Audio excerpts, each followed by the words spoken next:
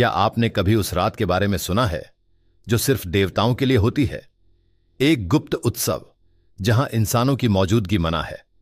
कहते हैं हर 1000 साल में एक बार देवता हिमालय की सबसे ऊंची चोटी पर इकट्ठा होते हैं और ऐसा आयोजन करते हैं जिसे इंसानी दिमाग समझ ही नहीं सकता।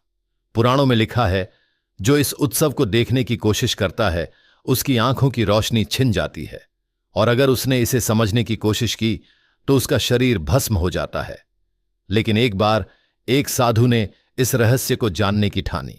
यह कहानी है उस साधु की जिसने 12 साल तक कठोर तपस्या की। उसकी तपस्या इतनी शक्तिशाली थी कि स्वर्ग के द्वार तक पहुंचने का रास्ता उसे मिल गया। लेकिन उसे चेतावनी दी गई थी, इस उत्सव को देखने का अंजाम तुम नहीं सह पाओगे। पर साधु ने चेतावनी अनसुनी कर दी। कई महीनों की यात्रा के बाद वह उस स्थान तक पहुंचा। चारों तरफ रहस्यमय रोशनी थी। हवाओं में एक दिव्य संगीत गूंज रहा था और फिर अचानक एक विशाल स्वर्णिम दरवाजा खुला। साधु ने देखा कि देवता अपने असली रूप में नृत्य कर रहे थे। उनका संगीत इतना दिव्य था कि साधु के कानों से खून बहने लगा, लेकिन वह मंत्रमुग्ध होकर सब कुछ देखता रहा। तभी एक दिव्य स्वर गूंजा, मानव, तुमने वह देखा जो तुम्हारे भाग्य में नहीं था।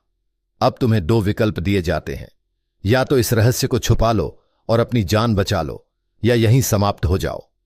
साधु ने अपनी जान बचाने का फैसला किया, लेकिन उसकी आंखों की रोशनी हमेशा के लिए चली गई। उसने इस रहस्य को किसी के साथ साझा नहीं किया।